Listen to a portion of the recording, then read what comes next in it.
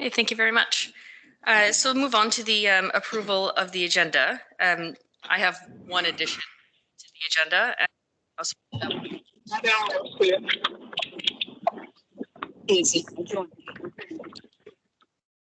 Oh, that's Ada. Hi, Ada. Okay, so my one addition will be under discussion items, item 6.4, CPIC Burlington seat vacancy. Please. And does anybody have anything else they'd like to add?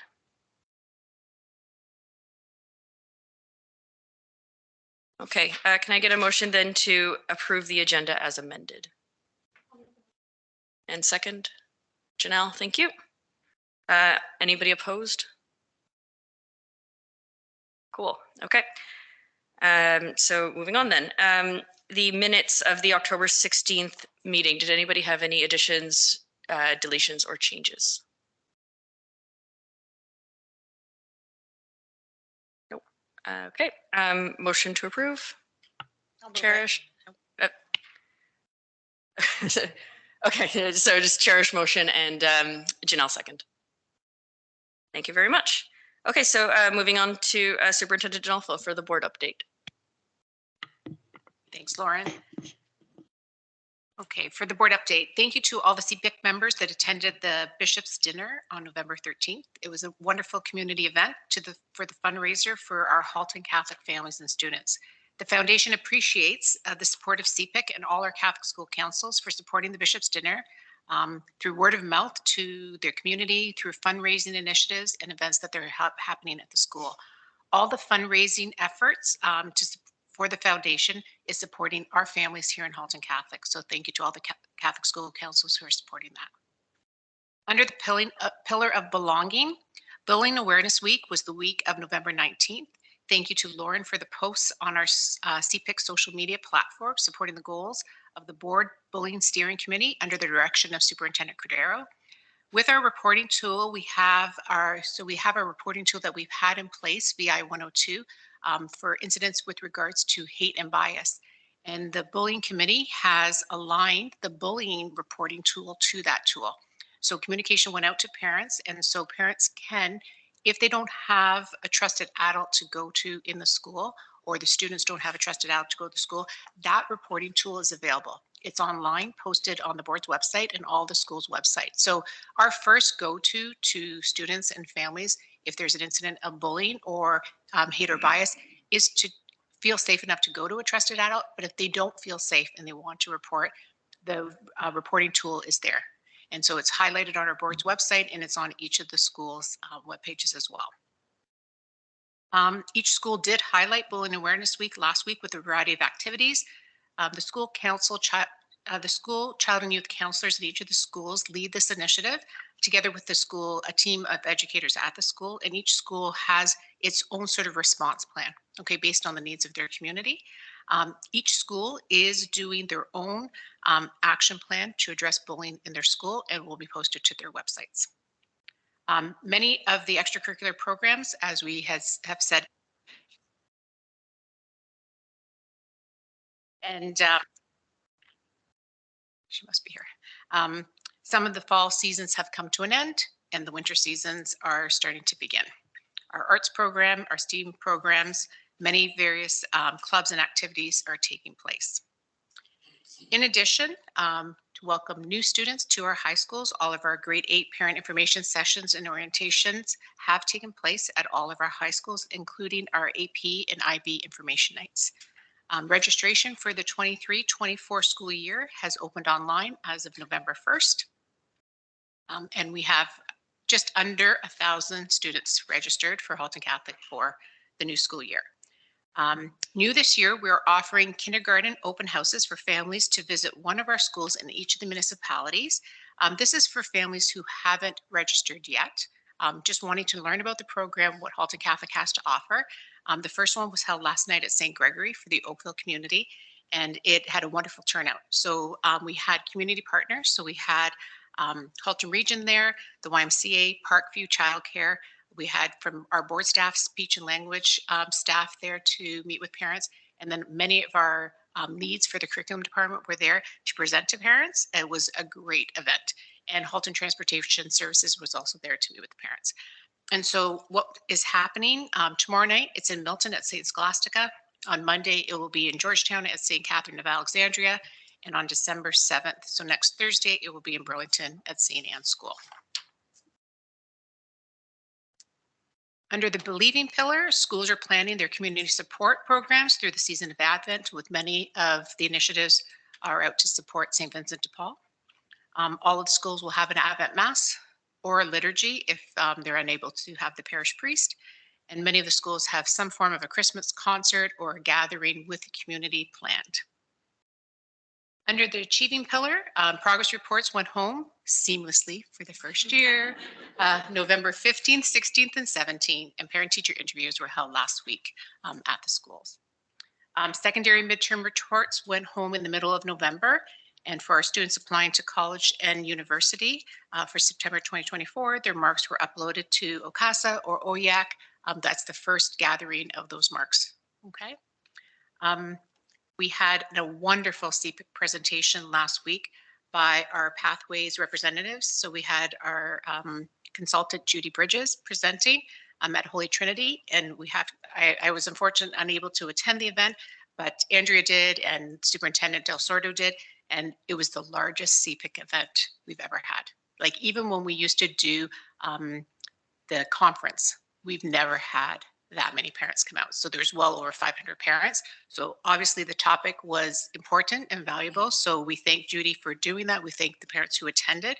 And even last night there was a virtual presentation still in the lines of Pathways, and it was around skilled trades by Dr. John Gallagher, and it was also well attended by our parents. So I think we're really hitting the mark on some of the things that the parents would like to have presented to them.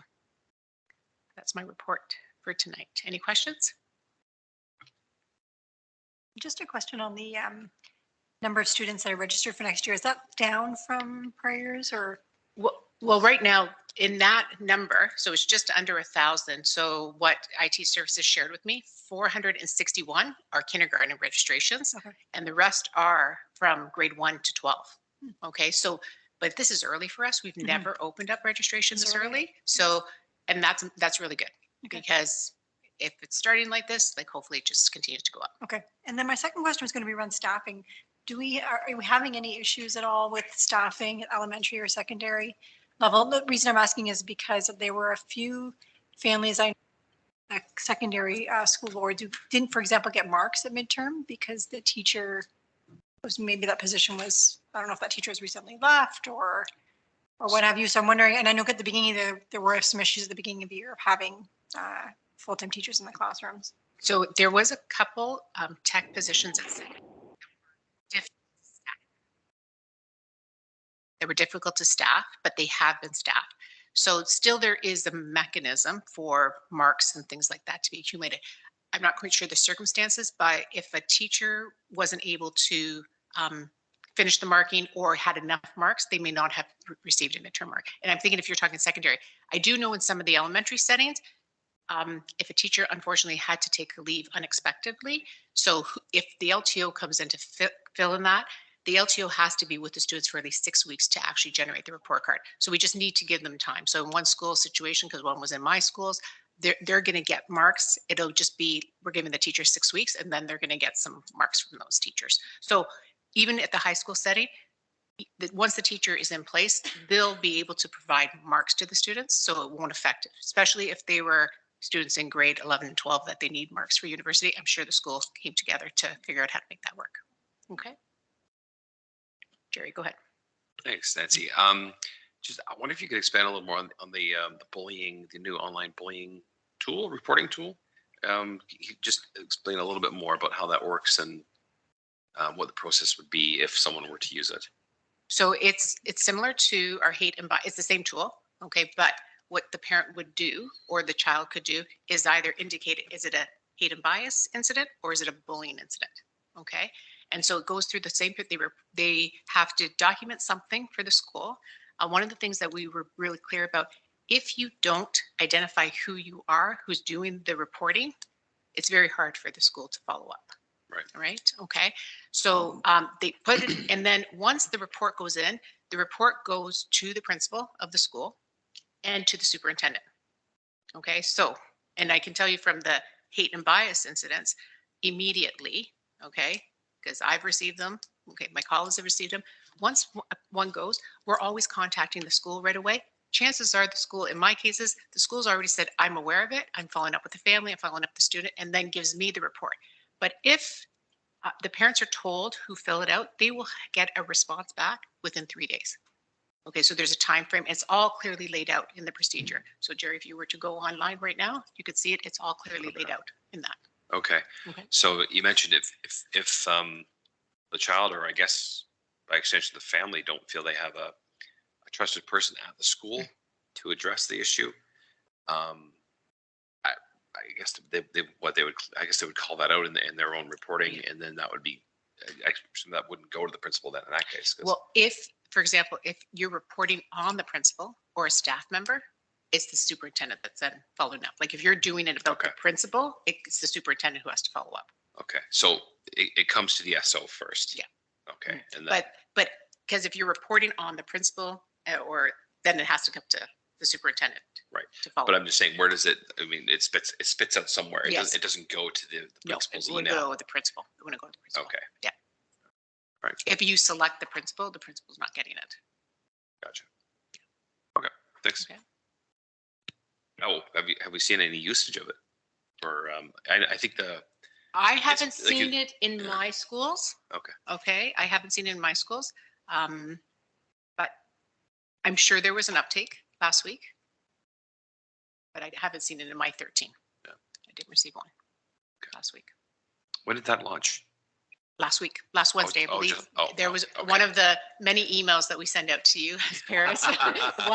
There was one email about that as well. Mm-hmm. And Lauren, you're on that committee, so you were part of that. Yeah, so I couldn't make the first meeting, but Emily went, and I have her notes from that first meeting. So I can summarize it.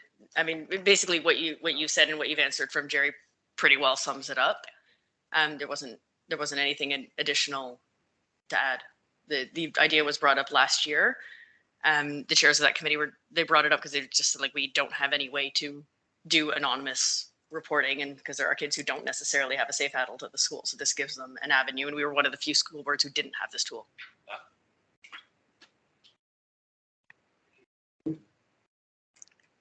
Thank you, Lauren. And just so tonight, Marvin wasn't able to attend, and Trustee Kennedy wasn't able to attend. So Trustee Powell has come in place as a trustee representative. So thank you to Trustee Powell for being with us tonight. So I will hand it over then to Trustee Powell for the trustee update. Thank you. I need a blinder here from Sorry. chitter chatter. No, it was actually about the launch of that and how it's been in the works for a while and the reporting tool. So good stuff. So I am presenting on behalf of Marvin. Thankfully, he wrote out a very detailed report. I won't read all 12 pages, but I will. So I will read the two that I made up. No. So since the last CPIC meeting, there were 3 board meetings, October 17th, November 7th, and 21st. Got it broken down by board meetings. So on October 17th, there was a presentation from our system chaplain, Jillian Federico, on the work done by the Interfaith Council of Halton. The Interfaith Council expands the attitude of dialogue and respect towards major non-Christian world religions. This council organizes camps, movie screenings, offers speaker series, talks, etc., to demonstrate that various faiths can live together in peace and harmony with each other. Another presentation that evening was by our superintendent of math, focused on our board math achievement plan. The goals and strategies of the comprehensive math plan for 23 and 24 were presented, and we are looking forward to the fruits of this plan in years to come. I hope there. Notable policies approved at this meeting, October 17th, was the policy I-22, admission to schools, elementary and secondary. Policy II-34, participation in programs and courses of study in Catholic religious education. The 22 and 23 EQAO and OSSLT summary of assessment results. for HCDSB were presented by the staff. The scores are a snapshot of student achievement and are one way to illustrate how well our students are performing at HCDSB and compared as well into the province. The results illustrate that our students in HCDSB continue to perform very well compared to the provincial standard, and we continue to monitor trends and will respond to changes in accordance with our strategic plan mentioned above. November 7th board meeting, our multi-year strategic plan consultant presented an update and the final report on phase 2 consultation process. We are working now towards phase 3 with the staff working group, and this will draft a new plan that reflects the consultation results, best practices, other board data, and ministry guidelines. The renewed and strengthened plan will be presented first to the steering committee, then to the board for approval, and subsequent rollout in January 2024. At our November 21st board meeting, elections for the chair and vice chair were held. Trustee Agnew was reelected as vice chair for another year. Trustee Dwart was reelected as chair. Senior staff presented on the Supervised Alternate Learning Program. The purpose of SAL is to assist students to return to school or to proceed to one of the 5 post-secondary options if they have reached the age of 18. Notable policies approved at this meeting were the policy II-37, Volunteers in Catholic Schools. That one was put to rest. Policy II-54, Prior Learning Assessment and Recognition for Mature students. And one more, policy II. Policy III, is that right? A lot of I's. Anyway, 12, academic promotion. The draft 22 and 23 audited financial statements and the proposed 2024 facility renewal projects were 2 action items approved at this meeting. And just a couple other notes, trustees continue to attend regular school visits monthly. Some this week we're at Corpus Christi and Elizabeth Seton.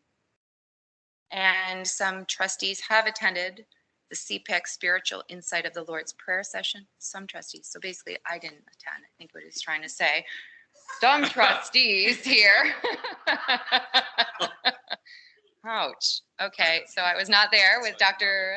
Lombardi on November 8th, good old Catholic guilt. There was another PD session on governance with Mr. Bruce Rodriguez last night on November 20th, which was attended by some trustees as well. I was actually at the virtual trades event last night that was so well done, and there were over 200 people in attendance, so excellent. And since we will not be meeting in December, on behalf of the Board of Trustees, I'd like to wish you all I should stick to the script. I would like to wish all CPIC members and your families a blessed Advent season and a Merry Christmas. And that's all. Any questions? My attendance? Anything else? I'm here. No.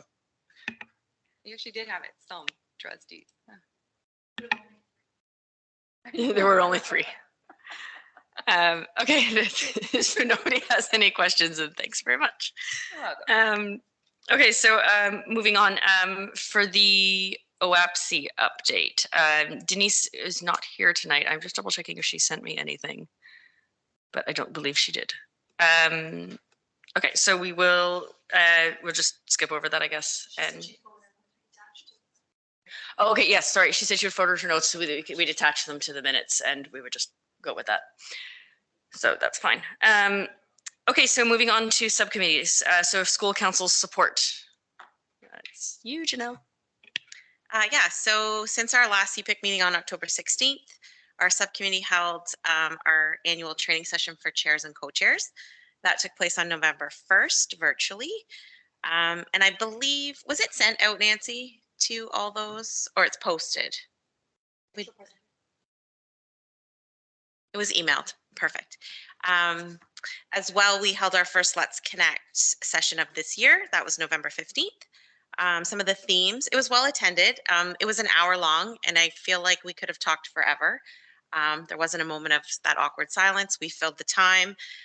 Some of the general themes were, someone brought up the idea of, or the concern around dance-a-thon, and or any type of event where we have a large amount of parents attending an event, and around not only being in the building and being accountable for who's there and who's not there, but also taking photos of children and then posting them on social media and things like that.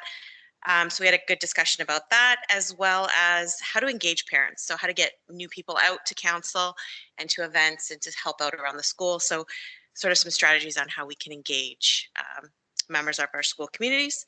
Our next one is being held on January 31st. So we will be tapping Lauren to do some social advertising for us. And of course, Andrea will send out the invite in the new year. So I think that's it for us, unless anybody has any questions. Just want to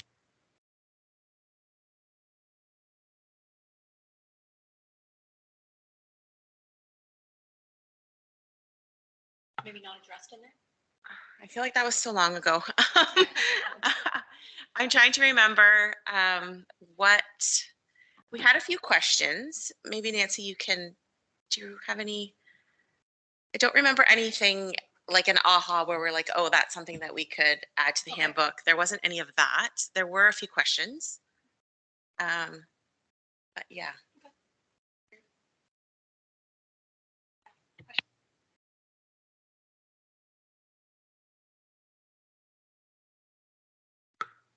Sorry.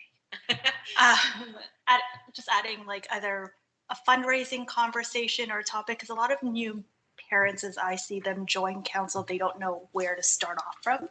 And I know we have this connection, but fundraising starts early in September. So adding that to kind of just introduce people to the council.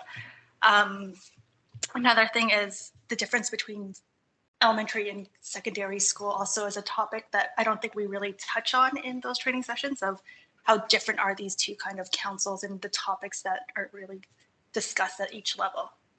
And their roles are very different. Yeah.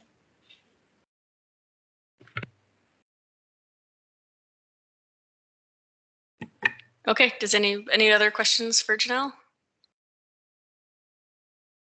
Just on that, just what Cherish was saying. So Janelle, you're doing another Let's Connect come January. I wonder if it would be worth for maybe a spring to talk about fundraising initiatives, because one of the things that came out with the pro grants, so pro grants that came in and they've closed, I think last week they had closed, but 2 councils actually submitted pro grants for next September. So September 2024, because it's something they want to be able to do in September. So we approved it, and it's only good, the money that's going to be used for September 24 is going to come from program money for 24, 25, right? But they have to plan it in the spring if it's going to be executed in September. So to me, if we could do a Let's Connect maybe in the spring around fundraising, that might help. Yeah, that's actually a great point, Nancy, because I've been on my own school council for 9 years. And when that conversation took place about sort of planning ahead and getting pre-approved using next year's funding, I had no idea. That was like an aha. So I actually sent that out to my council saying we need to think about this as an option for maybe next year or the following year. But I do like the idea of focusing on fundraising. And so I feel like we have the January session and then we have another one. So I think that fundraising is a hot topic, and you're right. It's almost like the current councils need to plan for what's going to happen from September to December. And then the new council, whether it's new people or a mix of new and old, they adopt that and move forward with it, because councils don't meet till late September. And then we're already into the season. So I'm trying to get councils to realize that, the current council needs to plan for the fall of the coming school year. So I think that's a great idea. And I think also we've had a couple of people ask about, can we talk about what are we doing for end of year events? So that might also be a good thing to start thinking about in January at that Let's Connect, is what are people doing for their June community event to end off the year? So great suggestions. And just to add to that, when you're posting or putting on social, that you put the topics, because then that's going to engage council members to actually participate there versus just a what are they talking about kind of session. Sure. Yeah. Lauren, if I may. Just further on that, and that was great, because we shared that out to all the family of schools about pre-approval for the following year. Will we leave the forum open then throughout the year, so that if they want to get ahead for the fall, they can? the form's closed right now, and that's for Yeah. us managing it, but maybe Yeah. we could put that out in the spring, Andrea, just if they have ideas of that and it's there, and Yeah. then they can, like, you know what I mean? If this timing, like the way it happens in the fall, and maybe they wanted to do it in like September, October, if we have to do it, then let's adjust it, right? Right. Makes sense. Right. Exactly. Okay.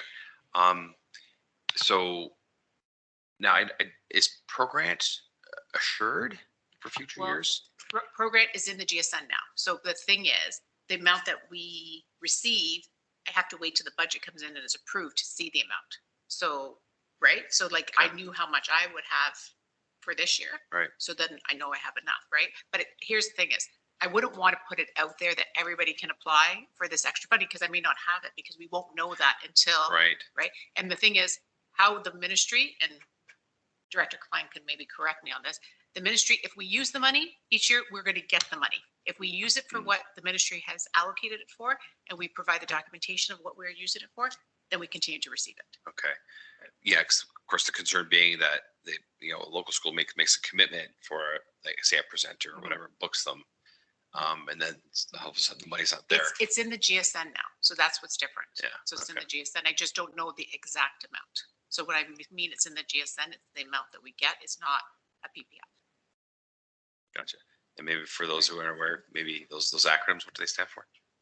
The GSN is overall monies. Sometimes monies used to be enveloped. We call it enveloped, which meant kind of like that envelope would have money from grandma, but it might not come there next Christmas. Once it's in the whole kitty, then it is there, but it would be marked within all the little budget lines. And once everybody prays that you go from an envelope to the GSN, because it is kind of baked in and it's very hard for them to remove that. Over the years, that's often happened. We'd probably be the same as a ministry. We'd throw the money out, see what impact it had. And as you see people using it, then you just allow it to kind of take root. So it's always good.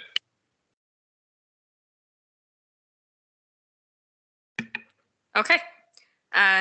Moving on to the Parent and Community Engagement Subcommittee. So which one of you two? I guess I will do it. Seem to lose at rock, paper, scissors. So we had our first event on November 8th with Dr. Josephine Labardi.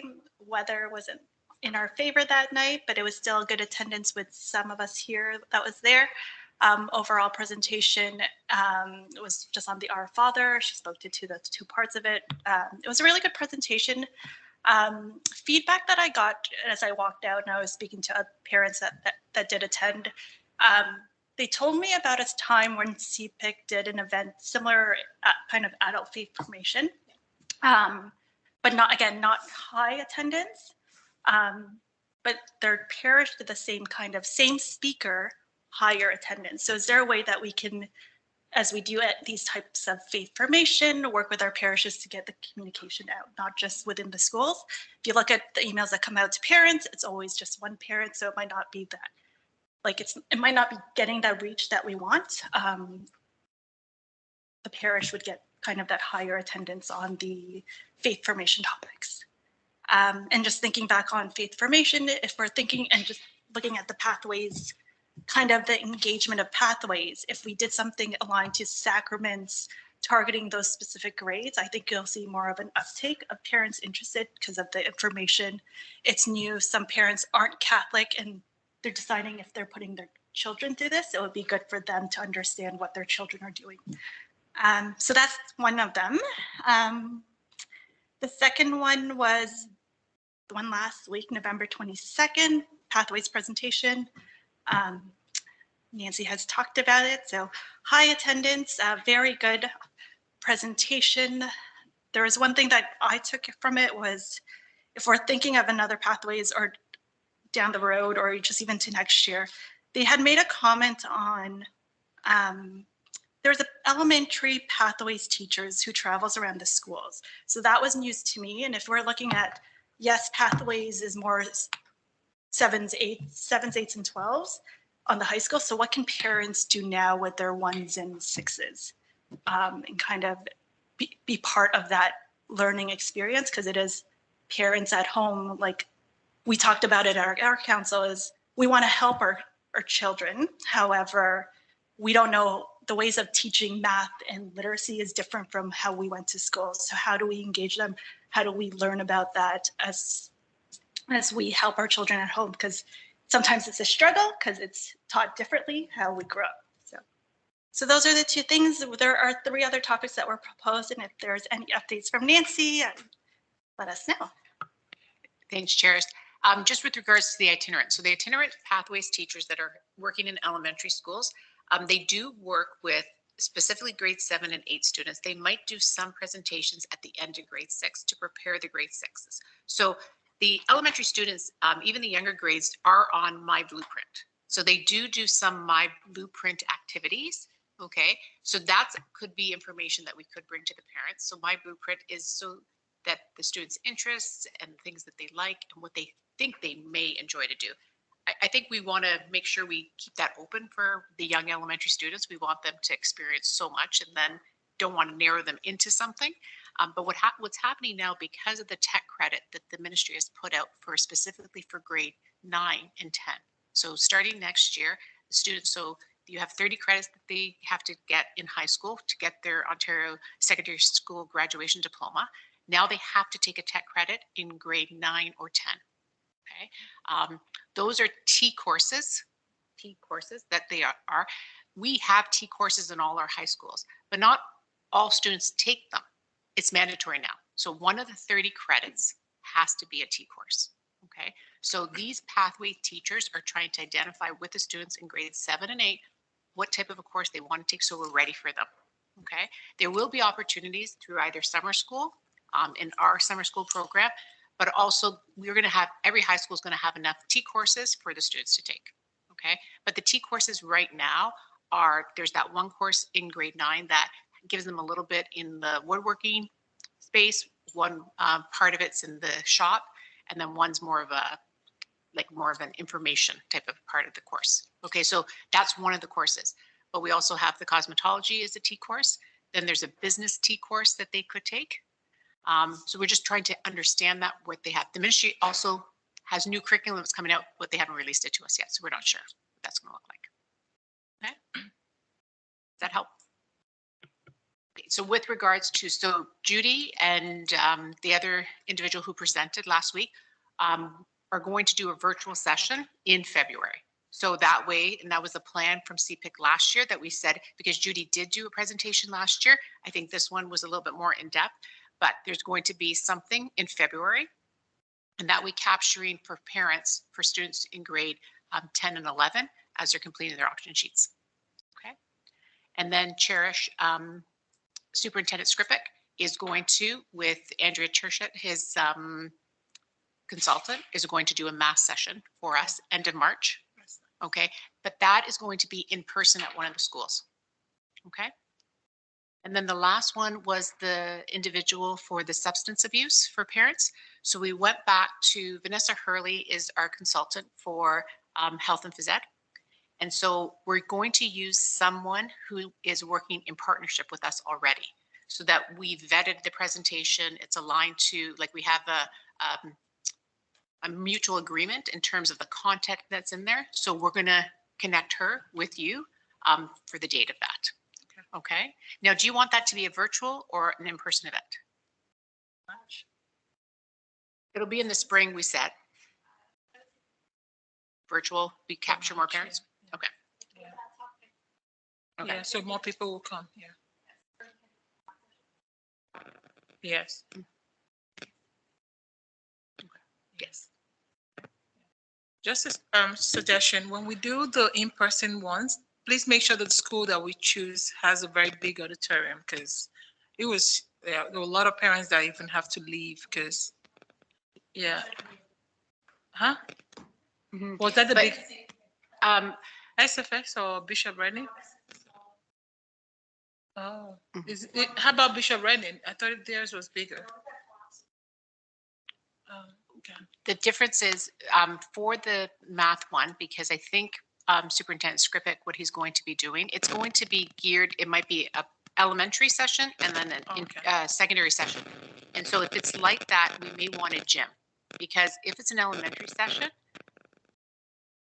I was wondering If it's an elementary session, he wants to do interactive activities with the parents, okay, for it. So then it might be better to do it where we have big space, where we have tables and people can sit around rather than an auditorium. But the secondary may be one to be in the auditorium. Okay, so we'll have those things ironed out before we pick the location. Maybe, probably not, because it's the same team. It'd be the same team, right? Yeah. Okay. And people were asking for recording, but we don't do that, right? That session, we didn't do a recording of. Yeah. Okay. But we could do a recording of For the the virtual. virtual Okay. February one.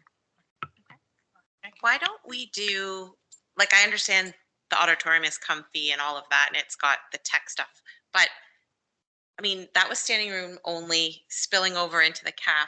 Wouldn't a gymnasium with chair setup be a better idea? The problem is our secondary school gyms are booked for community events. So like they're all booked, right? So if we didn't get the date in, then that's why, right?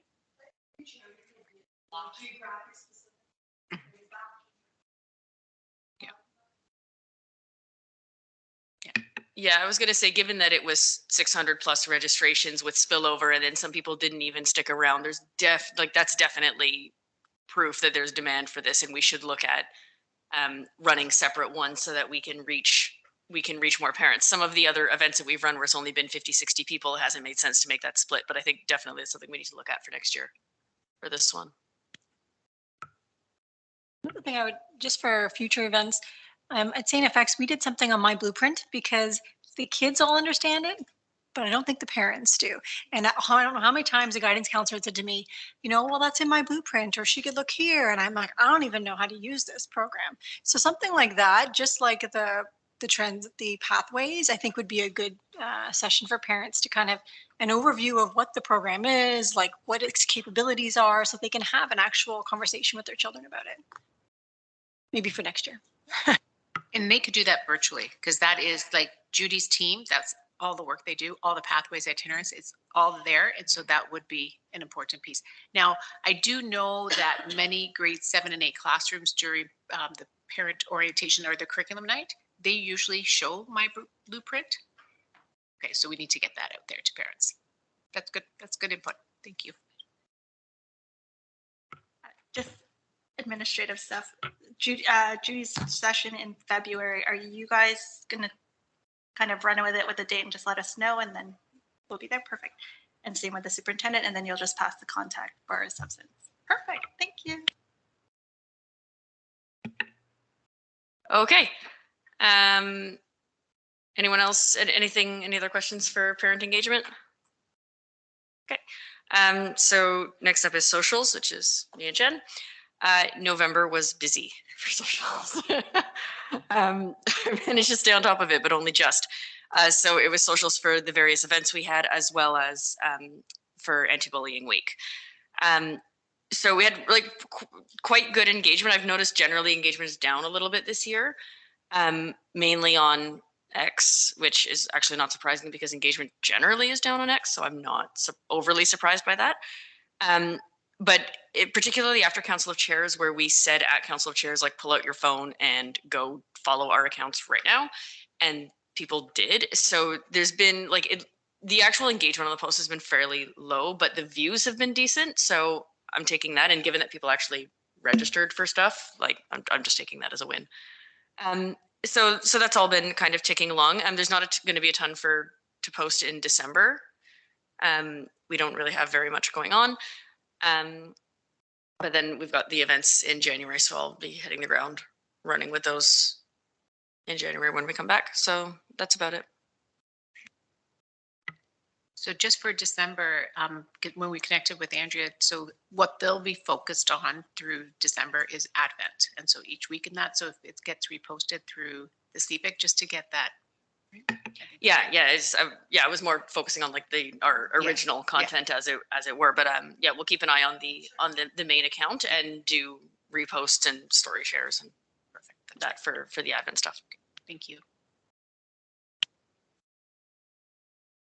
Okay, just writing my note there. Advent reshare. Okay, and then so moving on to representation on board committees. So first one is bullying, which like I said, I couldn't make the first session, so Emily went in my place, and she couldn't make it tonight, so she sent me her talking points, which have actually mostly been covered by what you said in your board update. So it really, I'm reading through Emily's notes. I don't have anything additional to add. The major thing was the discussion around the new tool, and that's about it. They don't have their next meeting scheduled, so I'm just waiting to hear on that. And okay, so then moving on to focus on faith school, homeschool parish partnership. Do you have any update on that? Okay. We added everything back on because we weren't sure which committees, Andrea and I had discussed that when we were doing the agendas. We weren't sure which committees had actually met, so we just added everything. Ada, anything for Journeying with Jesus? Not yet. Okie doke. Emily didn't give me anything for mental health, so we'll check that next time. Ada, regionalized specialized programming? Sorry. We did have a meeting on November 2nd, and I think they sent all this to everyone's newsletters if you got it. But I'll read it if you don't mind. Do you want to hear? Okay. So we sent there was an email sent to every parent. So they'll be accepting applications for the pilot program at St. Francis Catholic Secondary School for the 2024-25 school year. And like you all know, it will be offered initially for grade 9 and 10 students across the Halton region and will expand to grade 11 and 12 over the 2-year span of the pilot. So there are 2 pathways for the regional sports pilot program. One is pathway A, and to be available for full-time students and will offer advanced instructions in multi-sport environments, along with specific programming to develop physical fitness, athletic performance, and a healthy lifestyle. There'll be 2 physical education credits that'll be earned in grade 9 and 10, and a minimum of 1 physical education credit in 11 and 12. Courses taken in grade 9 and 10 will prepare students to enroll in the sports specialist high skill major in grade 11 and 12. And the second pathway is called Pathway B. It will be available to provincial athletes and will offer students a modified timetable to allow them for training and competition demands for their respective sports. Students will have the option to attend a variety of in-person classes, along with e-learning and prior learning assessment recognition opportunities to earn credits while training at a provincial level. Phase 1, apply now. The application deadline is Monday, December 11, 2023. Phase 2, successful applicants from phase 1 will be invited to participate in a practical in-person activity session as the second phase of the application process. Acceptance notices will be sent to successful applicants on January 19, 2024, and all information about this program is on the website for St. Francis Catholic School Board. And that is the update, and we don't have a time yet for another meeting, but they'll let us know. So thank you.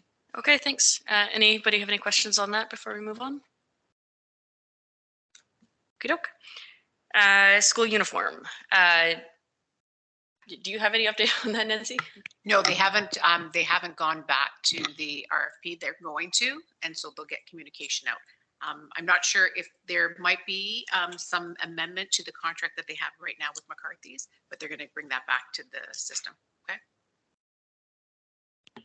Okay. Okay, school year calendar, any update? Nope. We have not met yet. Spring, Nancy? And Andrea, it's January our first meeting? January, our first meeting is going to be in January. okay, and strategic plan, Jerry? Nope, haven't heard a thing. When it should be.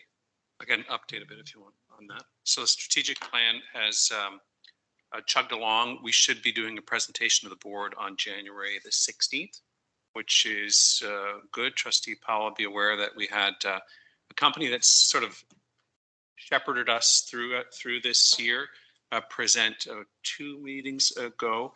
And there's been a lot of great response from parents. One of the things that kind of delayed it, but it's a good delay, was trustees felt that there should be more feedback from students So we kind of pressed pause, said, okay, let's go back. And I would have to say we kind of captured students in this. It was a little more, you know, less voluntary, but we got some good feedback from students in some of our high schools. It was representative, and elementary schools, and actually a nice, healthy number of students. So that makes a big difference. So then there are emerging themes, and what they're going to be doing over the next little while. Then it's just trying to see where the colors kind of align in terms of themes and goals that we want to map out over the next 3 to 4 years. But I can tell you that some of them clearly are things like the Catholicity of our schools and passing on the traditions of our faith and catechism, the academic excellence, which is clearly seen as a priority in this board, a sense of pathways for our students, but also connections with community. And I think in terms of experiential learning, which is much more of a focus in this board and all boards around the province now, I think that's very applicable and well-timed. So this is sort of what the tea leaves are showing right now. We're very much looking forward to it. And of course, we'll make sure that we're going to be focusing on, it sounds cynical, but it is important, you know, the branding of it and the selling of it, so that we know. It's important because that's going to guide us over the next several years. And it's good because it says, okay, what should we be doing in terms of how we use our money or how we use our staff? And I always say too, it's also very helpful because sometimes we all know personally, and then in terms of a corporation, sometimes there's things where we say, no, we're not going to do that. And that's actually really good because it liberates you to say, nope, can't do it. And part of the reason is it doesn't fit into this. So we're looking forward to it drawing to a close. But that's been about a year of work. But again, good things, I think, take time. So at what point will CPIC be engaged? Well, I gotta go to Nancy on this. I think CPIC, I think we've had certainly surveys of all the parents. That was out. Well, we had a stakeholder input session last year, one of the council of chairs, but we're supposed to be sitting on the board committee. Are we not? We've had it on there all year. We don't have a committee. It's been done at the board of trustee level. So when it comes out though, that maybe we'll get feedback on it once it's done, right, John? Yeah, once So it's it's done. okay. Yeah. So it's not a board committee for us to be on. No. Then okay, I don't know why we have it on our. Yeah. Yeah. Mm-hmm. Okay. Yeah. So we changed our minds. I don't think we changed our minds. I think one of the events was the CPIC to get stakeholder feedback, and then it But went we out. were asked for representation on the board Yeah. committee. There hasn't been a committee. The committee is the board of trustees. It's the committee of the board of trustees. I guess you can remove it.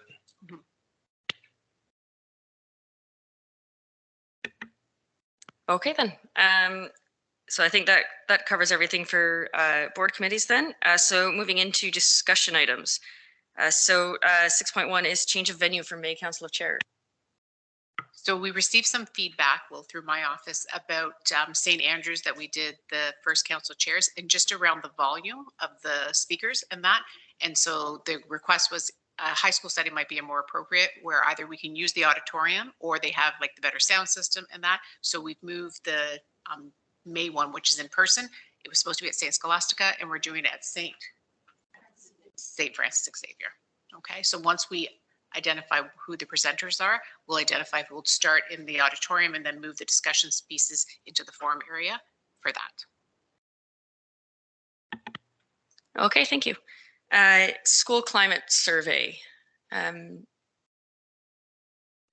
that so this one came up because we had a lot of discussion amongst our group about it. One of you guys want to summarize it, or I can do it? Okay, I'll just go through the summary of it. Essentially, what we found, a number of parents, some on CPIC and some outside of CPIC, reached out separately, and their feedback was that in previous years, when the principals have presented their school climate results at their meetings, that information was always shared afterwards. And this year, the general message was that all the principals were like really cagey about it. And what was presented at the school council meetings was like really, really high level, very basic, and then not shareable. Like one person who reached out to me actually said like my principal basically said like, this is not, this, like, I'm not allowed to share this. I have to keep it for me. So for a number of chairs who reached out to us, they were like, this isn't sitting right. We've always had the climate surveys shared with us afterwards. And sorry, go ahead. Yeah, I think the term that someone used was that the results were not public facing or forward facing. And I think some of the feedback was that it was not shared at all. Like it wasn't brought up to their councils, or if it was kind of general and not results shared, I guess. Yeah, so the general concern we got was like, given that in previous years, the results of the climate survey has always been shared, what is happening this year? I am unfamiliar with what had been shared pre-COVID. Like I knew pre-COVID as a principal how we would share it. What's going to be shared is an infographic for elementary and from secondary that research has developed, which is like overall for the whole board. That will be front facing on the board's website and will go out to parents. I think each school does have an element of the school climate that they will continue to work with their schools on. I think what it is, if I think about some of the work that the schools just got their data in the middle of October. So I think that's what the pause is right now, is they're understanding it, they're sharing it with their staff, and then it's going to come out. But I will bring this back as feedback that if in the past we shared it with parents, why is there a change of practice so that it's transparent? Is that good? Is there not a policy that governs it as to what's to be done with it? How it's shared? I have to look because I'm not sure. I am unsure about that. So I know it's been shared. Like I remember we shared it to some as a principal. I shared it, but I don't remember. But I know right now the graphics, like a more visual graphic, is being shared on the overall. But each school will have their own data. Where the issue is unless the school has 30% participation, there's no data for that school, right? So that could be an issue too. So it has to have 30% That doesn't sound like what you've been hearing, though. It's not that it's not there. It's there. It's just, yeah, I'm not lack of sure. willingness to share it. Yeah, I'm not sure about that, Jerry, in terms of like the feedback that we got, whether it was a school that there was low participation in the survey. But just from my own perspective as a school council chair, I mean, there was a lot of emphasis put on everyone completing that, right? So as a school, if our community has voiced concerns or areas of improvement or things that we can work on, then as a council, I think that we would want to know that stuff so that moving forward in our planning, here's what our community said, here's what they want, here's what's working, there's concerns, that we can then set some goals for future years. So I think without that information, I kind of feel like we put out the ask, parents deliver, but then what are we doing about it? So like, just what's the next steps, I think is what the general concern is.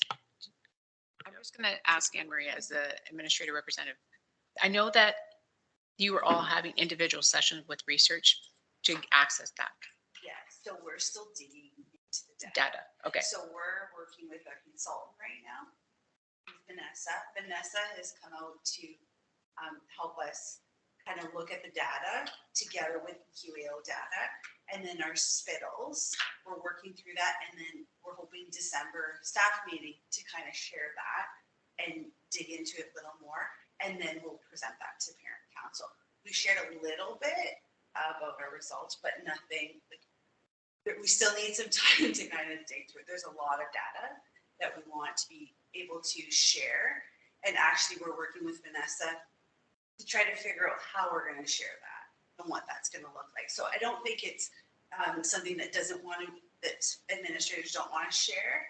I think it's tackling it and how are we going to present that together with data. Yeah, because you're right. There was a lot of emphasis on let's do this, let's complete this. So, and that's a very important data, right? For our school student achievement plans. So the data has been shared with administrators then? Yes. Okay. But Jerry, how it's shared is it's like it's not like even the tool that we're posting to the website. We've been working on it. Researchers have been working on it, sharing it with the senior team. we're like 3-4 versions of it before we're actually going to put it public facing. The schools need some time to process, and what is it that they're going to actually share? It's not just all the data.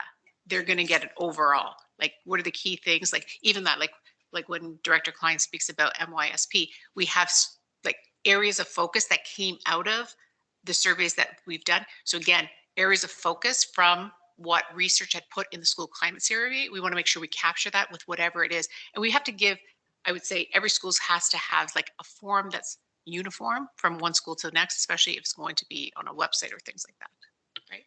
Gotcha. And yeah, and no disrespect, but an infographic sounds like a glossy brochure. It's kind of can be very superficial. Like, whereas people want to know, parents want the data, that not the raw data, of course, but the synthesized data that's been, somewhat filtered and interpreted, I guess. But, especially when they're asked to participate, they expect something back meaningful. Yeah. So is it a fair ask then to ask, like, well, can we get an understanding as to when it'll be ready to be shared, when it will be shared? And I will like, bring is that that a fair back to CPIC for January, because I know they're working on it. The schools are working on it. That's why I turned it over to Anne-Marie, because I knew that they just received the data in October, and then we're looking to working with their consultants and things like that. Yeah. And maybe that's the messaging that's missing, right? Is that maybe we let parents know that we're working through it, and we will have, a high level overview of the per school or whatever, like this is what your school said, themes, next steps, that sort of thing. So maybe it's just letting them know that we're still working on it. It's not that we're not willing to share it, that we're just still understanding it and breaking it down and whatever. Like, maybe that's the piece. We just need to let parents know it's coming. Yeah. And maybe that will buy us some time.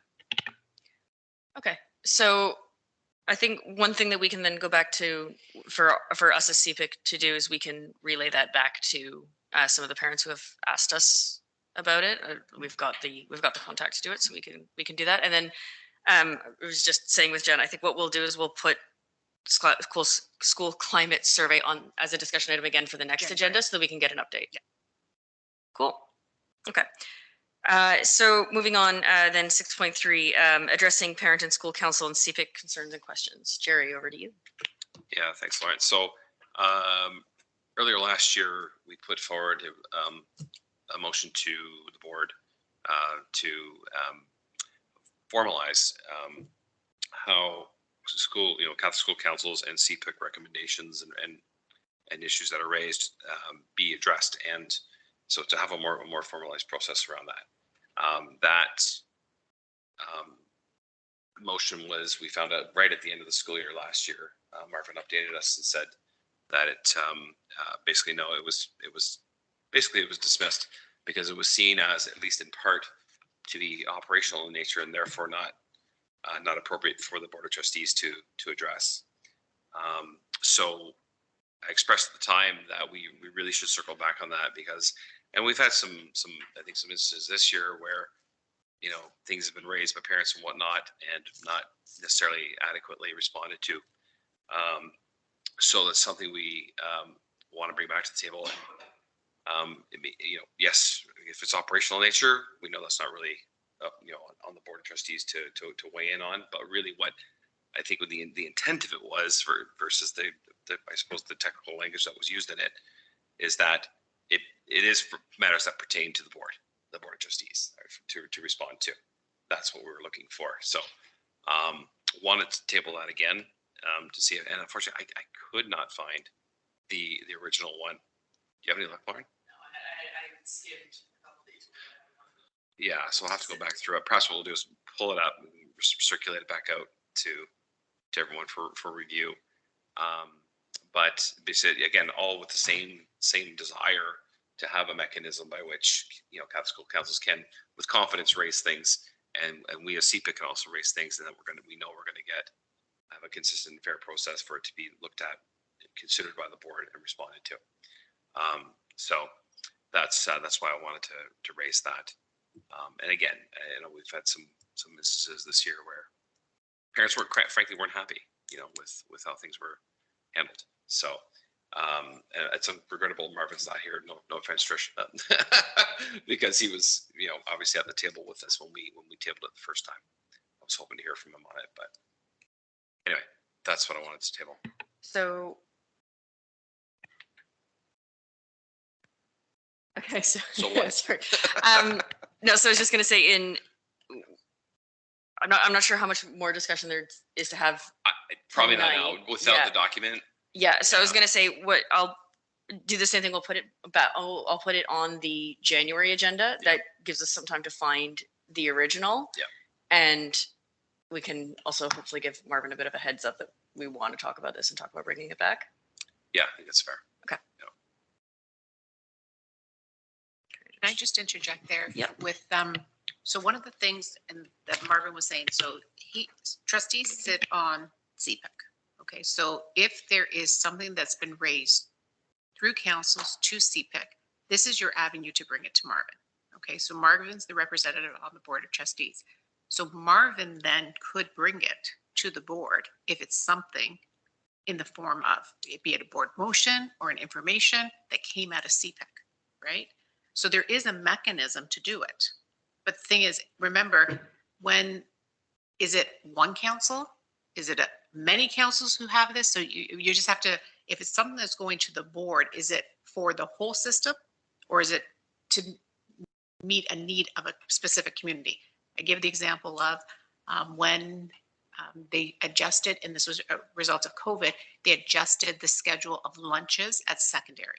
Some schools went to 3 lunches, some schools went to 2, and there was a lot of unrest on how that happened. Okay, so that got brought to a superintendent. It then came to the superintendent, like our senior table for discussion.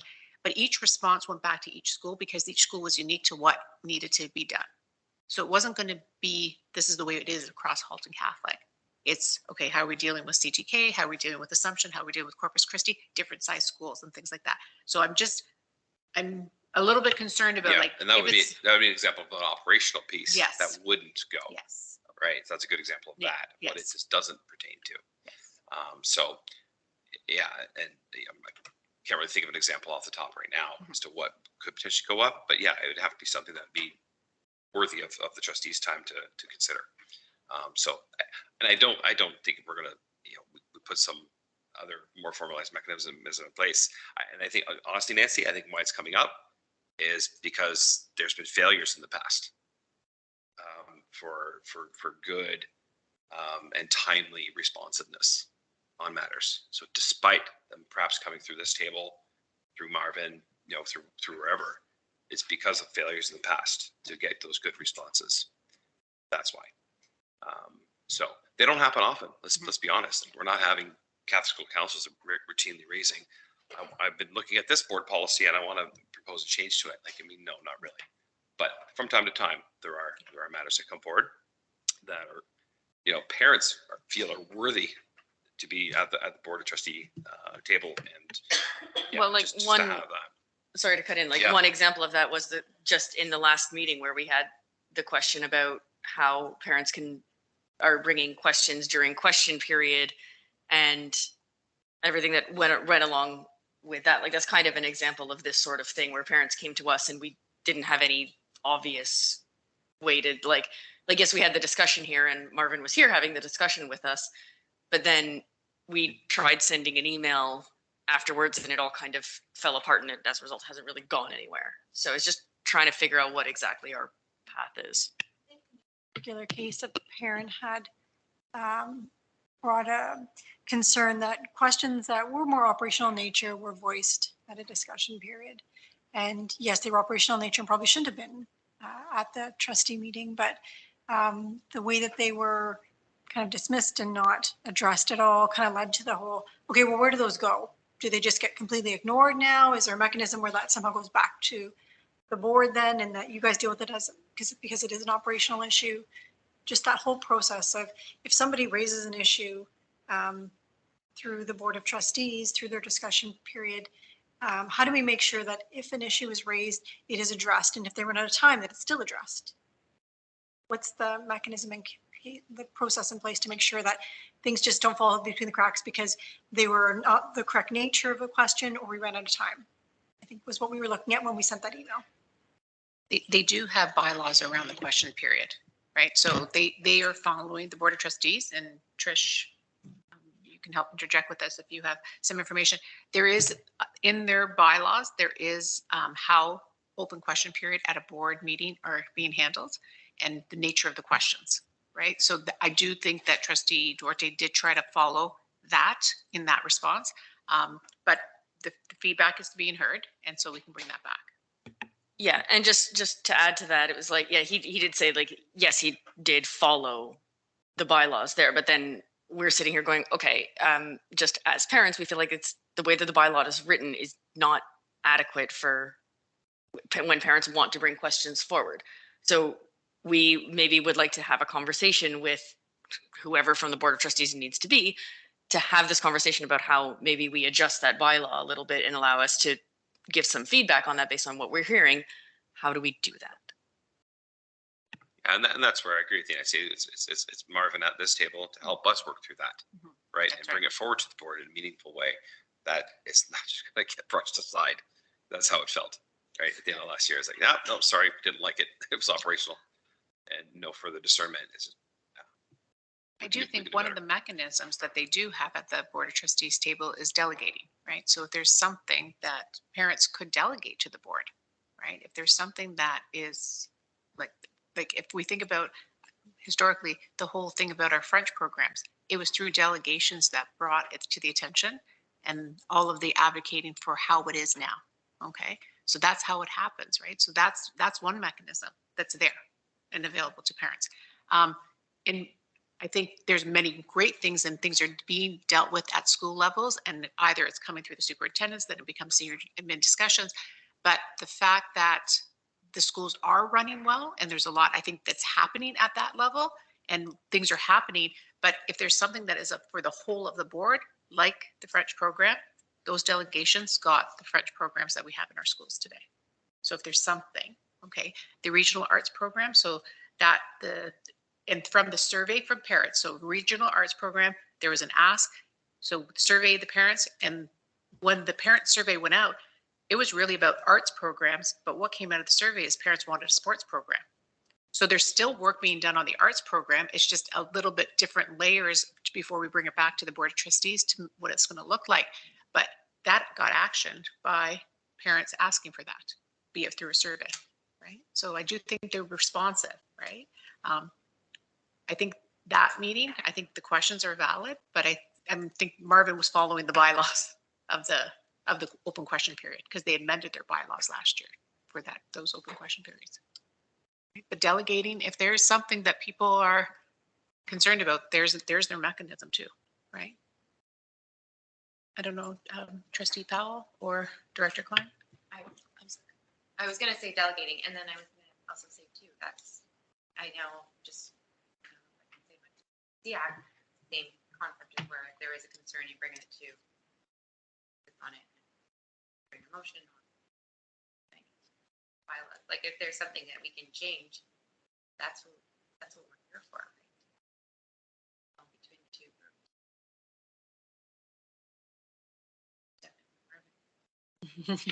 okay. You won't. But I think, like you said, I think we'll just have to dig up the original one, and like I said, I suggest we recirculate it to the group because it was unanimously passed that it be raised. So I think it's worthy to be revisited, and then we can go from there. Okay, so we'll revisit that at the January meeting. Okay, additional item then 6.4 is vacancy on CPIC. So Kaylee Hepburn sent her resignation in just due to personal reasons. So after a year and a half of serving on CPIC, she's taking a step back. So that leaves us with a decision to make tonight. We have two options, and Jerry, jump in if I get this wrong. So one option is we can just leave the seat vacant for the next 6 months. Kaylee was in the last 6 months of her 2-year term. So so her seat would have been reopened for election come September. Anyways, that would be the election that would happen in the spring. So we have the option of just leaving it vacant for 6 months, or we can look at filling it for the remaining 6 months. If we did that, if I remember, if we read the bylaws correctly before we got in tonight, the way that would work is we would put out a call for nominations, again, similar to the overall process, but then it doesn't go out to everybody for a vote. It would just be CPIC who votes based on the people who submit themselves for nomination. And then we pick a representative to fill the seat for 6 months based on the people who apply. And that's how we would move forward with that. So so those are the two options. So we vote on, we'll take a vote on whether we want to just keep the seat vacant or whether we want to put it out to fill just for the remaining 6 months. I'll kind of open it, I guess, just to, if anybody has discussion or questions on what we do from here. I was just going to say, I see it kind of both ways. It is a short period, right? It's only 6 months. So is it worth filling? But on the flip side of that, we've experienced people applying for CPIC and really trying to instill in them or showcase what it is to be committed to this for 2 years, right? Like what you're signing up for. So having a 6-month window and having somebody apply for that gives them a short stint exposure for them to make a decision. Is this something that I want to do for a 2-year term? And would I throw my name in the hat in the spring when elections happen? So I don't know, it could go either way. I mean, it affects our subcommittee because Kaylee was a part of our subcommittee. So I'm not really sure how I feel about it, but those are sort of my two thoughts: is leave it vacant. It's only 6 months, but isn't an opportunity for someone to have a window into what this is like and to sort of have their eyes open to, is this something I would want to do? Just my thought. I would add to that, I can see both sides too as well. I guess my biggest concern would be that we have representation for the school that she was paired with, because we pair each CPIC member with a group of family of schools. So we'd want to make sure that they are covered off if we decide to not cover that position or refill that position. And I guess I could go either way, because I feel like a lot of the events have been planned this year. A lot of the work's already been done. So I think we could get by for the 6 months, but I do agree it would be an opportunity for someone to step into the role. Yeah, she was paired with Assumption.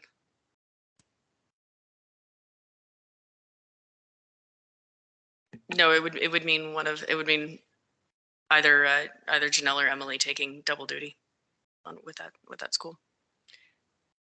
Oh, sorry. Another thing is, most of our meetings starting from January will be online, right? Are we doing in person? Oh, okay. I was gonna say if it was online, then would not get to meet the person personally, but if it's okay, then we're good. Question.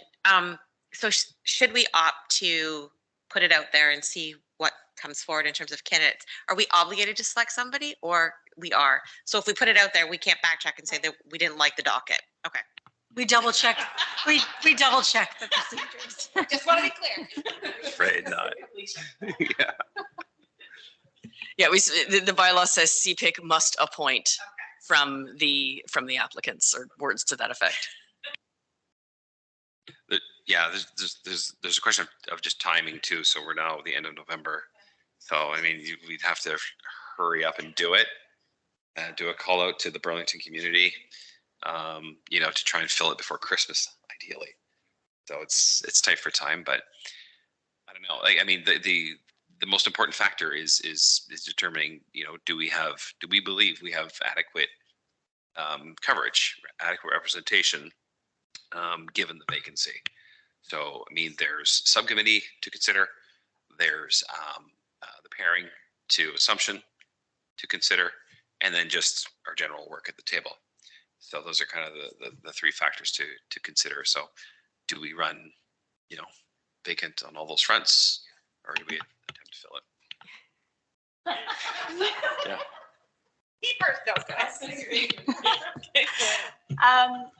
Just because we went through elections last year, was there a lot of Burlington representatives put their name forward? Then I would say it'd be interesting. Like I could go either way, but if there is interest in the community that wants to sit on CPIC, vote in favor for doing the election. Yeah, one thing I'm just thinking through the workload and what we're saying with Burlington representation. So for Burlington, it's Janelle, Emily, and now a vacant seat.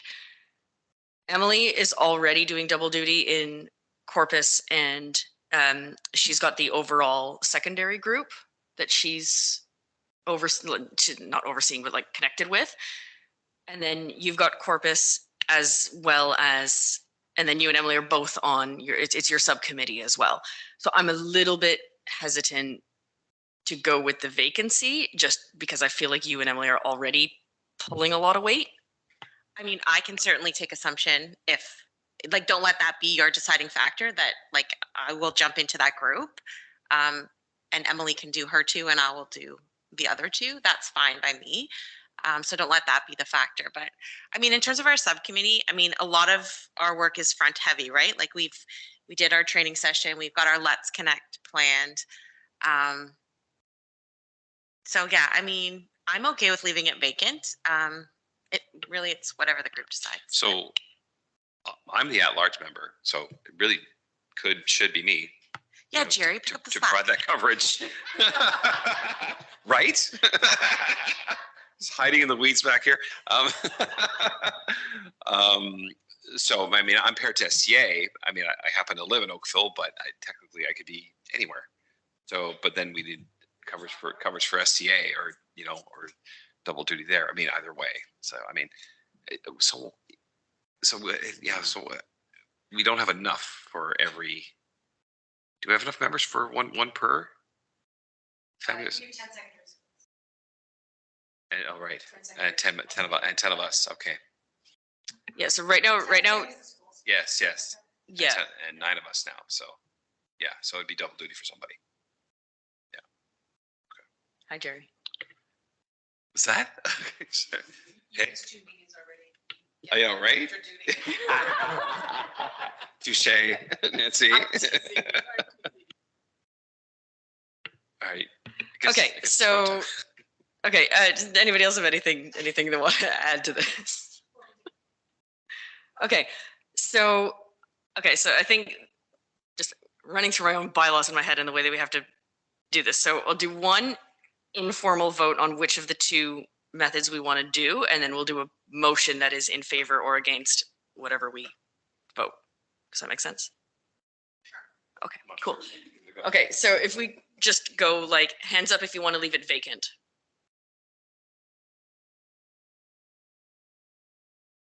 So that's 2. Okay, and then so hands up to fill it is 4, presumably. Okay, so can I then, if I word this, can I get a motion, or do I want to table a motion? Is that what I want to do next?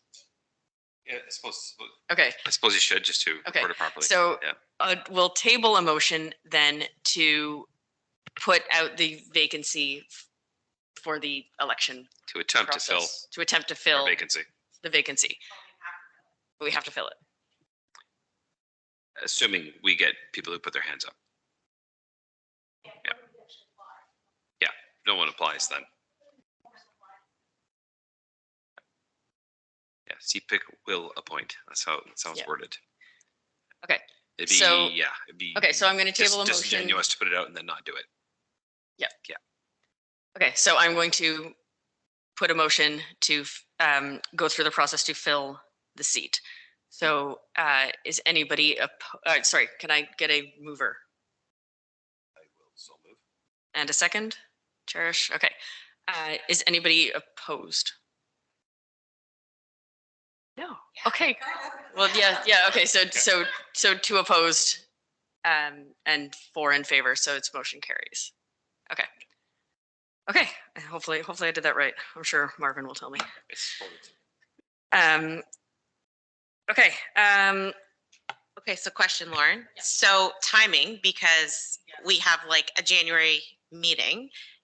Ideally, we would want this person in that spot, right? Because we only have a handful of meetings left. So do we need to talk timeline? Sorry.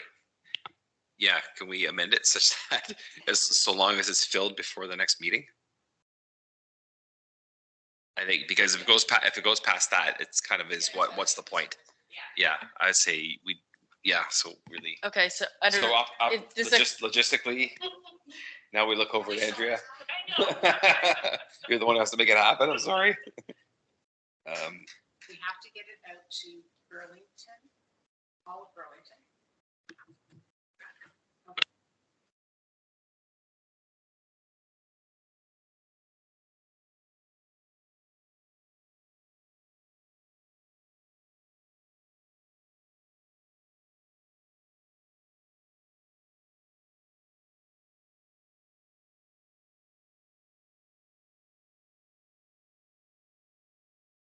Due back on. We'll have to have a special meeting.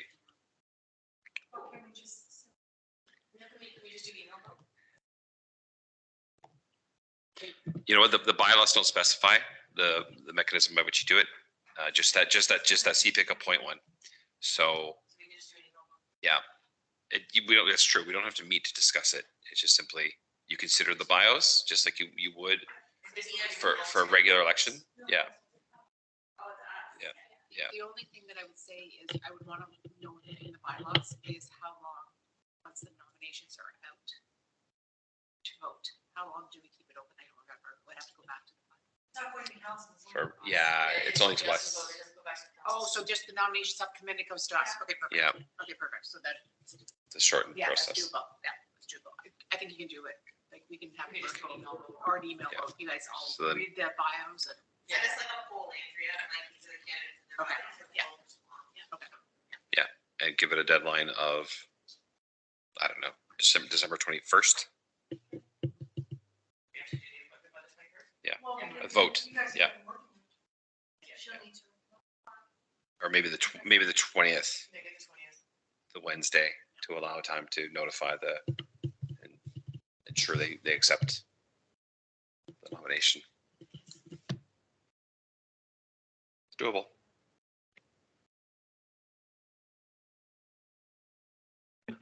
Okay, alrighty. Okay, there's nothing for other business, so if we can just move on to our closing prayer.